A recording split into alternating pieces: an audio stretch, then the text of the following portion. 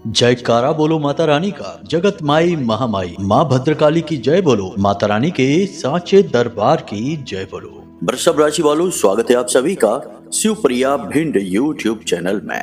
बंधुओं, इस फरवरी पूरी दुनिया आपके कदमों में झुक जाएगी। आपकी सारी दुख तकलीफें दूर हो जाएंगी, साथ ही साथ आपकी हर मनोकामना पूरी होगी। कहने का मतलब यह है कि आपकी किस्मत चाहे कितनी ही फूटी क्यों न हो, यह एक चीज आपकी किस्मत को हीरे की तरह चमका देगी। जी हाँ बंधुओं, इस एक चीज के बारे में हमारे पुराणों में भी बहुत गहराई से और विस्तार से वर्णन मिलता है, और यह माता भद्रकाली और माँ बगलामुखी का एक बेहद ही शक्तिशाली आंशिक स्वरूप है। अगर आप इसे इस फरवरी के महीने में अपने पास रखेंगे तो निश्चित तौर पर बड़ी से बड़ी और कठिन से कठिन मनोकामना भी आपकी चुटकियों में पूरी हो जाएगी।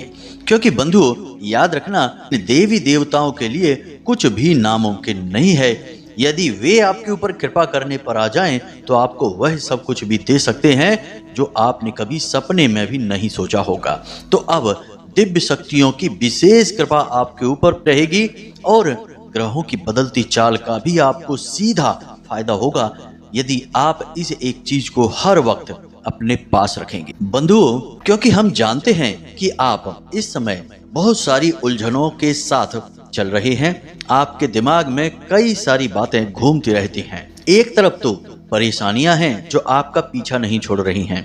किसी के जीवन में काम धंधे व्यापार से जुड़ी समस्याएं हैं। कोई अपने रिश्ते नातों को लेकर बहुत दुखी है, और किसी के जीवन में पैसे की तंगी चल रही है और कर्जे ने भी उनकी कमर तोड़ कर रखी है। और कुछ हैं जो बीमारियों से परेशान है। एक के बाद एक बीमारियों का जो सिलसिला चल रहा है वह टूट ही नहीं रहा है। तो कुल मिलाकर देखा जाए तो आपकी राशि के जातकों के अभी दिन अच्छे नहीं चल रहे हैं। हालांकि आप अपने प्रयासों में कोई कसर नहीं छोड़ रहे हैं।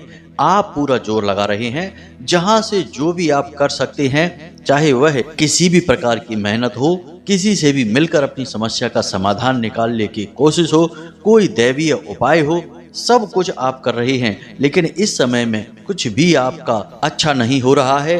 कोई भी शक्ति आपका साथ नहीं दे पा रही है। और इसी के साथ साथ बंधु, एक विशेष प्रकार की समस्या और है जो आप में से बहुत सारे लोगों के साथ हम देख रहे हैं कि चल रही है, और वह समस्या है नकारात्मक ऊर्जाओं की। यानी कि भूत प्रेत पिशाच निशाचर और कई प्रकार की तांत्रिक विद्याएं तो पीछा कर ही रही हैं। किसी किसी को हर बार लगने वाली नजर और काली दृष्टि ने भी परेशान कर रखा है। आप लोग एक हाथ अपने जीवन में कुछ जोड़ने की कोशिश करते हैं तो 10 हाथ वह टूट जाता है। जी हाँ बंधुओं, तो अब आपको एक ऐसी चीज की आवश्यकता है, या यूं कहें कि एक ऐसी शक्तिशाली क्रिया की आवश्यकता है जिससे आपकी हर एक समस्या का समाधान एक बार में ही हो जाए। अब यह कैसे हो सकता है? आपके मन में यह तो प्रश्न उठ रहा होगा कि भला इस एक चीज में इतनी शक्ति कैसे हो सकती है कि यह आपकी हर समस्या का समाधान तो करेगा ही, आपकी मनोकामनाएं भी पूरी करवा देगा।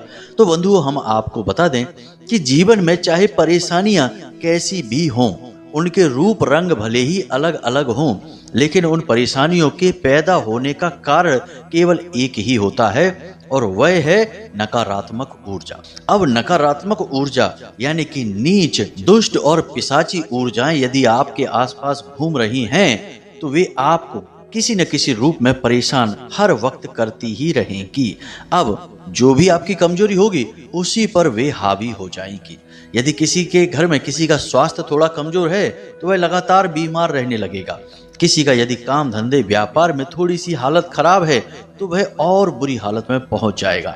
मतलब कहने का यह है कि इन परेशानियों को देखने में ऐसा लगता है कि ये अलग अलग तरह की परेशानियां हैं, अलग अलग कारणों से पैदा हो रही हैं, लेकिन मूल में जाएंगे तो कारण एक ही है। तो जब हर एक समस्या का कारण एक हो सकता है तो इन सब की समस्याओं को दूर करने के लिए क्रिया उपाय भी एक हो सकती है। अब वह क्रिया या उपाय एक कैसे होगा इसे भी आप समझ लीजिए, वरना आप कहेंगे कि गुरुजी आधी अधूरी बात समझाते हैं। तो ध्यान से सुनिए। नकारात्मक ऊर्जा की काट है सकारात्मक ऊर्जा। तो सबसे पहला कार्य यह है कि इस नकारात्मक ऊर्जा को अपने से दूर हटाया जाए। जब आप हटाएंगे तो आपके आसपास अपने आप एक वैक्यूम, एक खाली जगह तैयार होगी और फिर कुछ ऐसी विशेष क्रियाएं करेंगे जिससे कि शुद्ध सकारात्मक ऊर्जा, जिसे हम माता बगलामुखी और माँ भद्रकाली की ऊर्जाएं कहते हैं, आपकी ओर आकर्षित होंगी। याद रखना कि इस ब्रह्मांड की चाहे कितनी ही बड़ी से बड़ी नकारात्मक ऊर्जा क्यों ना हो, माता भद्रकाली और माँ बगलामुखी के सामने टिक ही नहीं सकती हैं। सबसे बड़ी काट हैं ये। माता शक्ति की शुद्ध स्वरूप हैं और उन्हीं की 10 विद्याओं में शामिल हैं। तो अब आप खुद ही समझ सकते हैं कि जो माता शक्ति का स्वरूप होगा उसके सामने भला नकारात्मक ऊर्जाएं कैसे टिक सकती हैं। तो आज हम आपके घर में, आपके जीवन में इन्हीं 2 विशेष महाशक्तिशाली ऊर्जाओं को स्थापित करवाने वाले हैं इस एक क्रिया के माध्यम से। और एक बात हम आपको और पूरे दावे के साथ बता दें यहाँ पर कि यदि आपने हमारे द्वारा बताई गई बातों को अच्छी तरह से समझ लिया और जिस प्रकार हमने आपको क्रियाओं को समझा रहे हैं उसी प्रकार से इन क्रियाओं को अपने जीवन में उतार लिया, तो फिर चाहे कितनी ही बड़ी समस्या आपके जीवन की क्यों ना हो, कुछ ही दिनों में देखते देखते ही आपकी वह गायब हो जाएगी। और यह हमारा खुद का अपने जीवन भर का अनुभव भी है और हमने इसे हजारों लोगों पर आजमाया भी है, तो इसकी प्रामाणिकता की तो कोई बात ही नहीं है। जी हाँ बंधुओं, तो अब यदि आपको सचमुच में शांति और सुकून भरा जीवन जीना है जिसमें कि प्रेम की गंगा बहती हो और कोई दुख तकलीफ ना हो, परेशानियां जरूर हो लेकिन दुख ना हो। बंधु, परेशान होने में और दुखी होने में बहुत अंतर होता है। परेशान तो छुटपुट समस्याओं से लोग होते ही रहते हैं। परेशानियों से छुटकारा तो जीवन भर नहीं मिल सकता, कोई दिलवा ही नहीं सकता है। भगवान भी इस संसार में आए तो परेशान हुए, लेकिन जो दुख होते हैं वे इंसान को अंदर से तोड़ देते हैं और जरूरत है तो इन्हीं दुखों से मुक्ति प्राप्त करने की।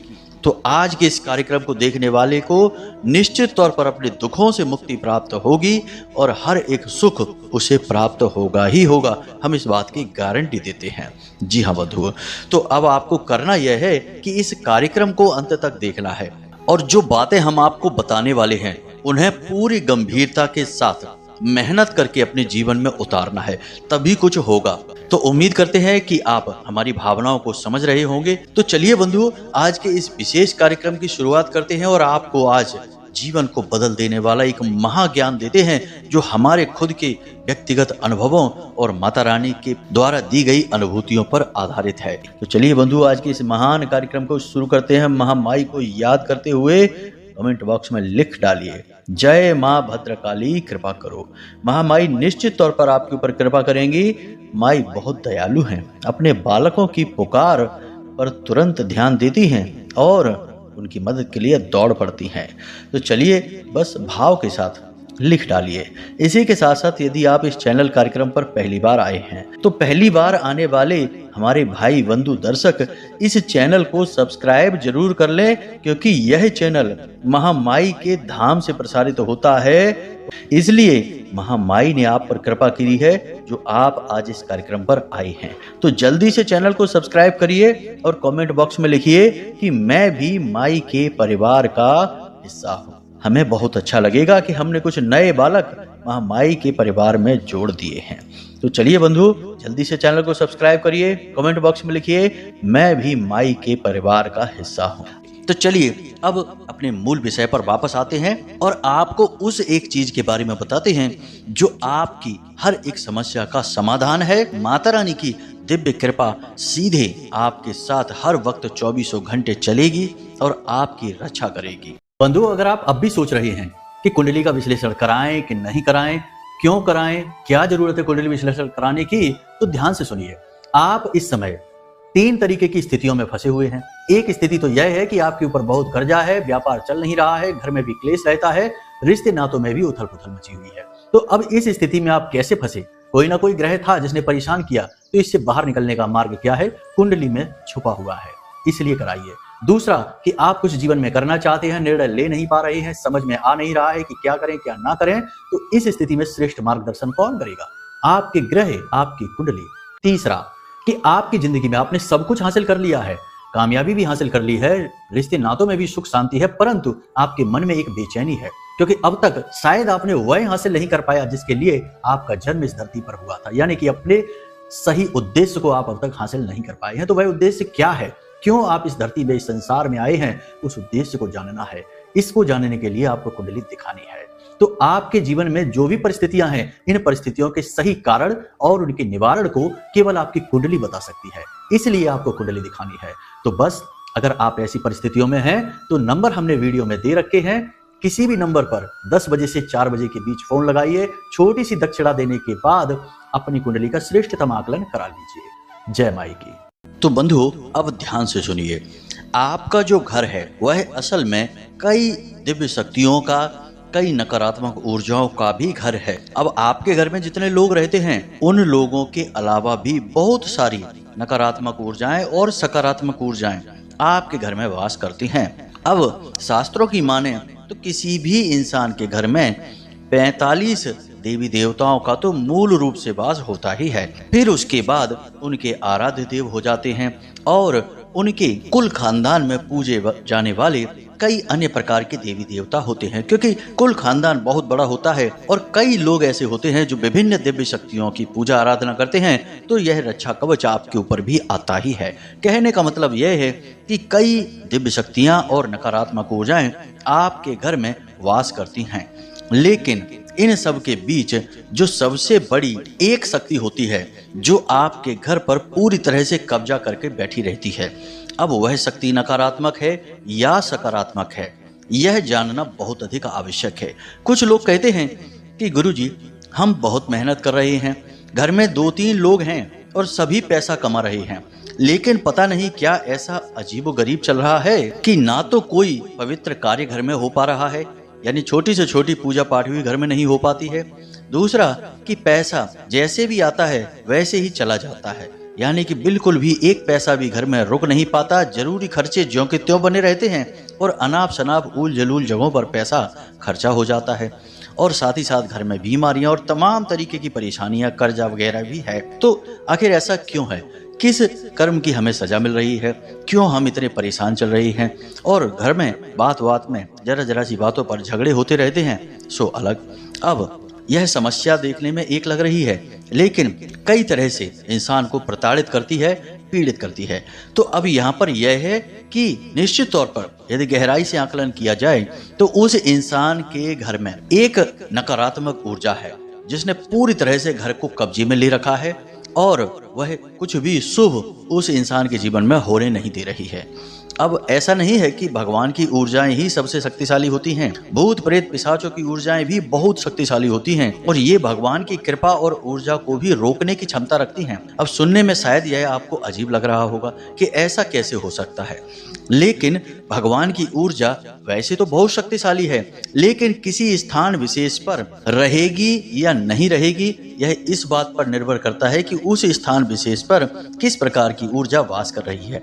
अब आप इसे एक छोटे से उदाहरण से समझ सकती हैं कि नदी में कितना पानी होता है, नदी का कितना बड़ा प्रवाह होता है, लेकिन यदि नदी पर एक बांध लगा दिया जाए और फिर नदी के उस बांध में से कितना पानी बाहर निकालना है यह इस बांध पर निर्भर करता है।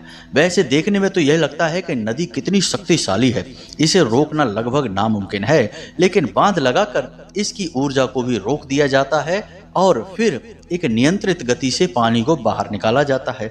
ठीक इसी प्रकार भगवान की शुद्ध सकारात्मक ऊर्जा है, यह महाशक्तिशाली है, लेकिन कहीं ना कहीं से कोई बंधन हो जाता है, कोई बांध लग जाता है जिसकी वजह से नकारात्मक ऊर्जाएं हावी हो जाती हैं और भगवान की ऊर्जाएं रुक जाती हैं, अपना कार्य नहीं कर पाती हैं। तो उम्मीद कर रहे हैं कि आप इस बात को समझ रहे होंगे कि हम आपसे क्या कहना चाहते हैं। अब कुछ लोग ऐसे हैं जिन्हें यह लगता है कि गुरुजी हर वक्त ऊर्जाओं की बात करते हैं कि सकारात्मक ऊर्जा, नकारात्मक ऊर्जा, हमें तो कुछ समझ में नहीं आता है, हम क्या करें, कैसे करें, यह कैसे पता चले। तो अब ऊर्जाओं के बारे में हम आपको थोड़ा सा ज्ञान बढ़ा देते हैं। सारा खेल इस संसार में ऊर्जाओं का ही है। जैसे कि आपके अंदर रह रही आत्मा क्या है? एक ऊर्जा का ही तो स्वरूप है। कोई आत्मा को देख सकता है क्या? ना आत्मा आते हुए दिखती है, ना जाते हुए दिखती है, क्योंकि वह शुद्ध ऊर्जा है। इसीलिए जब आप मंदिर में जाते हैं तो आपको अलग तरीके के अनुभव होते हैं। जब आप किसी शमशान घाट में जाते हैं तो आपको अलग तरह के अनुभव होते हैं। जिसके यहाँ मृत्यु हो जाती है, कोई गमी हो जाती है, वहाँ जाते हैं तो अलग तरीके के अनुभव होते हैं। क्यों होता है ऐसा? क्योंकि दोनों स्थानों की ऊर्जाएं एकदम विपरीत हैं, अलग अलग हैं। तो आपके अनुभव भी एकदम विपरीत होते हैं, अलग अलग होते हैं। तो उम्मीद कर रहे हैं हम कि आपको समझ में आ रहा होगा कि ऊर्जाओं का कितना बड़ा प्रभाव रहता है इंसान के जीवन पर। अब जो भी इंसान इन ऊर्जाओं को संतुलित कर लेता है, किसी पूजा पाठ के माध्यम से, किसी चीज के माध्यम से, या फिर किसी गुरु की कृपा के माध्यम से, तो उस इंसान के जीवन में फिर गलत घटनाएं नहीं होती हैं। ईश्वर की कृपा हमेशा बनी रहती है। आपने देखा होगा, इसीलिए बहुत सारे लोग अष्ट धातु का चूड़ा पहने रहते हैं, अंगूठी पहन के रखते हैं, या फिर कोई विशेष नग धारण करते हैं, रुद्राक्ष धारण करते हैं, कोई लॉकेट, ताबीज। यह सब चीजें क्या हैं? यह सब ऊर्जाओं का संतुलन बनाने के लिए ही तो हैं। तो अब यहाँ तक आपको समझ में आ गया है कि सारा खेल ऊर्जाओं का है और इन ऊर्जाओं को ही आपको संतुलित करना है। अब एक बात और हम आपको बता दें कि हमारा हिंदू धर्म, सनातनी परंपरा बहुत उन्नत है। असल में हमारे जो ऋषि मुनि हुआ करते थे वे वैज्ञानिक से कम नहीं थे। उन्होंने ऊर्जाओं को बहुत अच्छी तरीके से समझा था, इसीलिए उन्होंने ऊर्जाओं को अलग अलग नाम दे दिए। कोई भोले बाबा की ऊर्जा है, कोई हनुमान जी की ऊर्जा है, और किसी ऊर्जा को नाम शक्ति का दे दिया, किसी को माता काली और किसी को माँ बगलामुखी। अब इससे सुविधा यह हो जाती है कि जिस इंसान के जीवन में जिस प्रकार की तकलीफें हैं वह उस विशेष प्रकार की ऊर्जा की साधना करता है, उससे जुड़ी चीजों को धारण करता है और उसको उसी समस्या से मुक्ति प्राप्त हो जाती है। यह बहुत जरूरी है जानना। जो इन बारीकियों को समझते हैं वे ही जीवन में मन चाही सफलता हासिल करते हैं, और जो मूर्खता दिखाते हैं और अंधी दौड़ में लगे रहते हैं, कहते हैं हम इन सब बातों को नहीं मानते, हम तो केवल भगवान को मानते हैं और उन्हीं को पूजते हैं। तो आप ऐसे पूजते रहिए, कुछ नहीं होता है। मंदिरों में हजारों लोग आते हैं, लाखों लोग आते हैं, सबकी मनोकामनाएं पूरी नहीं होती हैं। पूरी केवल उनकी होती हैं जिनके तरीके बिल्कुल सही हैं। इसीलिए आपने ऐसे बहुत सारे लोग संसार में देखे हैं जो कि अपनी तकलीफ बताते हैं, कहते हैं हम तो जीवन भर हो गया भोले बाबा को जल समर्पित कर रहे हैं, हनुमान जी में आस्था रखते हैं, हनुमान जी की पूजा करते हैं, लेकिन हमें तो कोई फल प्राप्त नहीं हुआ, दुख ही दुख मिल रहे हैं। अब जीवन में बांध लगा है, ऊर्जाएं, सकारात्मक ऊर्जाएं आपके जीवन को प्रभावित नहीं कर पा रही हैं और नकारात्मक ऊर्जा से जीवन चल रहा है, तो दुख तो रहेंगे ही। भगवान इसमें क्या कर लेंगे? आपने तो काम किया ही नहीं कुछ। यहाँ से आपको सारी बातें समझ में आ रही हैं। अब एक छोटा सा उदाहरण से और समझिए। आपको मेहनत करनी पड़ेगी, आपको काम करना पड़ेगा, तभी भगवान आपकी सहायता के लिए आएंगे। यानी कि कोई भी दैवी शक्ति आपकी सहायता के लिए आएगी। आपको उसे बुलाना पड़ेगा, आपको उस तक जाना पड़ेगा।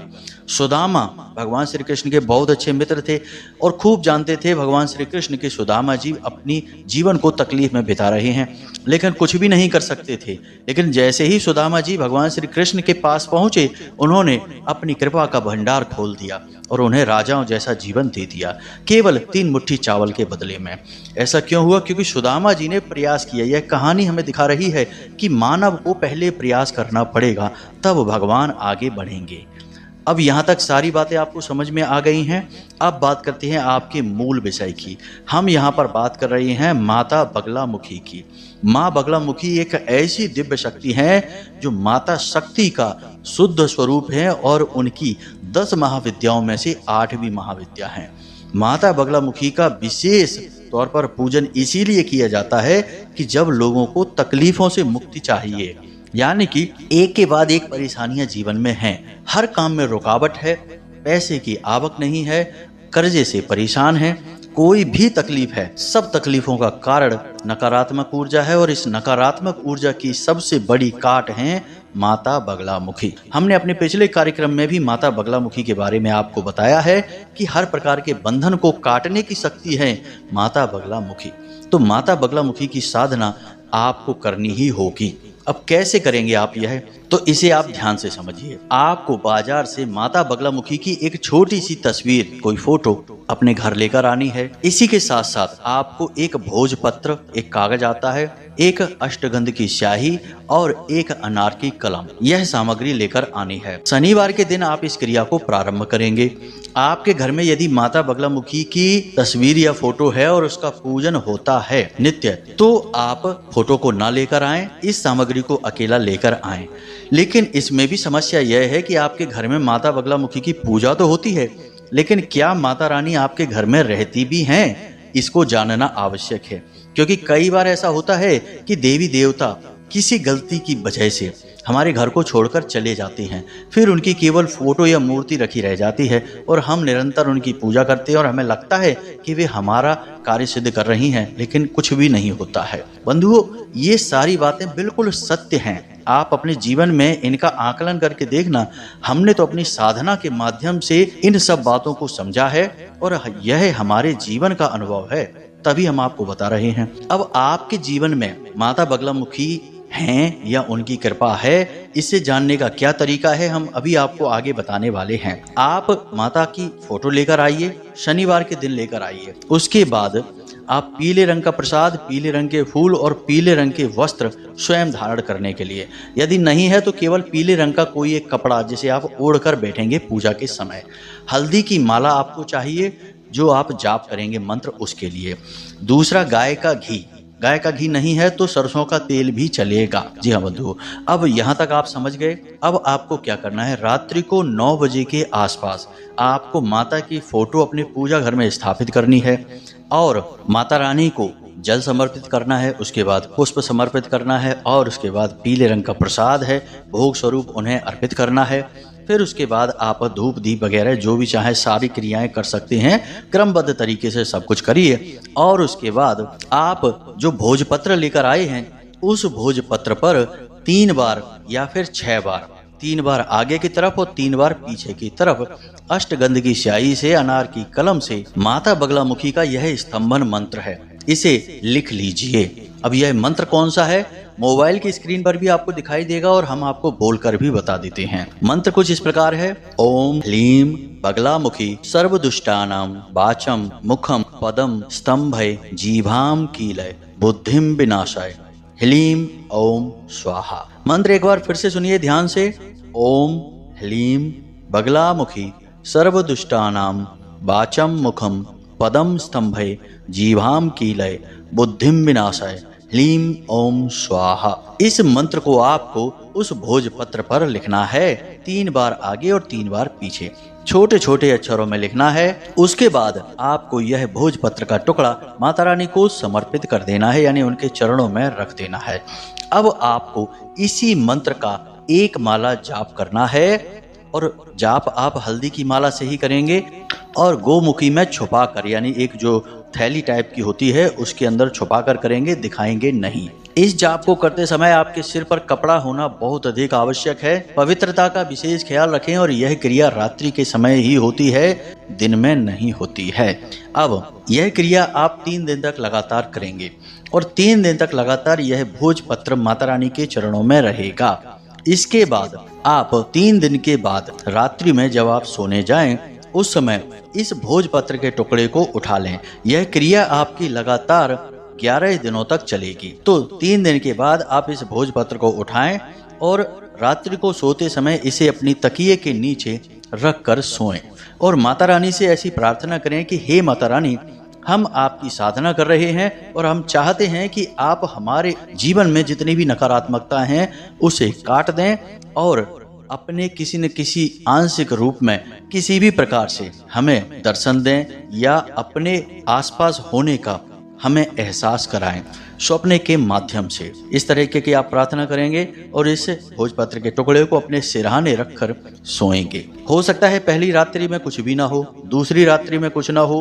लेकिन आप प्रतिदिन यही करेंगे। सुबह जब आप सोकर जागेंगे तो स्नान आदि करने के बाद इस भोजपत्र के टुकड़े को पुनः माता रानी के चरणों में रख देंगे।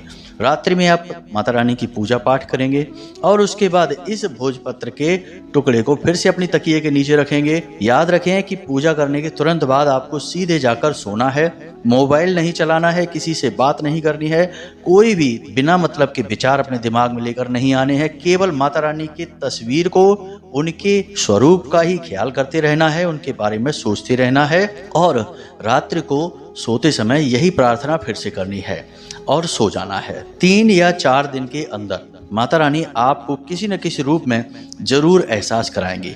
या तो स्वयं उनके दिव्य स्वरूप का दर्शन होगा या फिर आंशिक दर्शन हो सकता है किसी भी प्रकार से। मंदिर का आपको किसी प्रकार का दर्शन हो सकता है, मंदिर का शिखर आपको दिखेगा, प्रांगण आपको दिखेगा, कुछ न कुछ ऐसा लगेगा जिससे आपको पता चल जाएगा कि माता रानी की शक्ति अब आपके आसपास आ चुकी है। 11 दिन तक प्रतिदिन यह क्रिया आप करेंगे, बीच में बिल्कुल भी इस क्रिया को खंडित नहीं होने देना है। और दूसरी बात कि यह मंत्र सिद्ध मंत्र है, हमने बहुत मेहनत की है इस मंत्र के ऊपर, तो आप इस मंत्र का सम्मान करें, इसे यूं ही किसी को ना दें, किसी को इसके बारे में ना बताएं, इसकी गुप्त स्थिति को बनाकर रखें, प्रचार ना करें इस क्रिया के बारे में। और यदि आपसे यह साधना नहीं होती है तो कोई बात नहीं है, परंतु इस साधना को भूल कर भी खंडित ना होने दें। अगर आप संभाल सकें तो ही इसे करना। अब जब 11 दिन में आपको पूर्ण रूप से माता रानी का आभास हो जाएगा, उनका आपके आसपास होना आपको खुद महसूस होगा, तब 11 दिन के बाद आप इस भोजपत्र के कागज को प्रतिदिन अपनी जेब में रखकर घर से बाहर निकलें। इसे यूं ही जेब में न रखें, कोई पीले रंग का एक और कागज लें और उस कागज में इसे फोल्ड करके रखें और उसके बाद इसे अपनी जेब में रखें और जब वापस आए तो फिर से माता रानी के चरणों में रख दें। और फिर रात्रि को आपको इसे तकिए के नीचे रखकर सोने की आवश्यकता नहीं है, क्योंकि यह तो केवल माता रानी की प्रामाणिकता चाहिए कि आप अब आ चुकी हैं, इस बात का प्रमाण है बस। अब प्रतिदिन आप इस कागज को अपनी जेब में रखकर निकलेंगे, माता रानी के मंत्र का ख्याल करते रहेंगे। आप चाहें तो साधना और आगे बढ़ा सकते हैं। माता बगलामुखी की साधना 11 दिन की होती है, 36 दिन की होती है, 63 दिन की होती है, 93 दिन की होती है, जितने दिन चाहे आप कर सकते हैं। 96 दिन की होती है, जैसे चाहे आप कर सकते हैं, आपके ऊपर है। जितनी श्रद्धा आपकी बढ़ती जाए आप साधना करते जाएं। एक ही माला की तो बात है, जरा सी मेहनत है बस, लेकिन जीवन भर के लिए माता रानी का साथ आपके साथ रहेगा और आपका उद्धार होता रहेगा। हजारों लोग ऐसे हैं जो माता रानी की साधना हमारे कहने से किए और उनके जीवन में ऐसे विचित्र और अनोखे अनुभव उन्हें हुए कि वे माता रानी को लाख लाख धन्यवाद देते हैं और हमारा भी आभार मानते हैं, क्योंकि कहीं ना कहीं थोड़ा बहुत गुरु शिष्य परंपरा का आभार तो रहता ही रहता है। ठीक है बंधु, अब जो ज्ञान की बात हमने देनी थी आपको दे दी है, साधना देनी थी हमने आपको दे दी है। अब इस साधना से जुड़े कोई प्रश्न आपके मन में हो, कोई भी किसी भी प्रकार का विचार हो, तो हमने नंबर वीडियो में दे रखा है, उसी नंबर पर फोन करें और अपनी शंकाओं का समाधान प्राप्त करें। जो सचमुच में आपके मन में है और आपको परेशान कर रहे हैं, केवल उन्हीं बातों के लिए संपर्क करें, क्योंकि हम अपना जीवन का अधिकतर भाग माता रानी को समर्पित कर चुके हैं, तो हमारा समय उन्हीं की सेवा में बीतता है। जब भी समय मिलता है तभी हम आपके प्रश्न देख पाएंगे, अन्यथा बीच में हम नहीं देख सकते हैं। इसके लिए क्षमा चाहेंगे, क्योंकि हमारे लिए माता रानी ही सबसे बढ़कर हैं और कुछ भी नहीं। बंधु, उम्मीद करते हैं कि आप हमारी भावनाएं समझ रहे होंगे और हम किस प्रकार से माता रानी की सेवा कर रहे हैं आपकी सहायता करके, यह भी आप समझ रहे होंगे। तो चलिए बंधु, आज के इस विशेष कार्यक्रम को यहीं पर समाप्त करते हैं। हमेशा सकारात्मक रहिए, माता रानी में अपनी आस्था बनाए रखिए, हंसते रहिए, मुस्कुराते रहिए, जीवन का आनंद लेते रहिए और दिन में एक बार मंदिर अवश्य जाइए। मिलते हैं अगले विशेष कार्यक्रम में, तब तक के लिए धन्यवाद। प्रेम से बोलिए जय माई की, जय माँ भद्रकाली, जय माँ बगलामुखी। माता रानी आपका कल्याण करेंगी। धन्यवाद।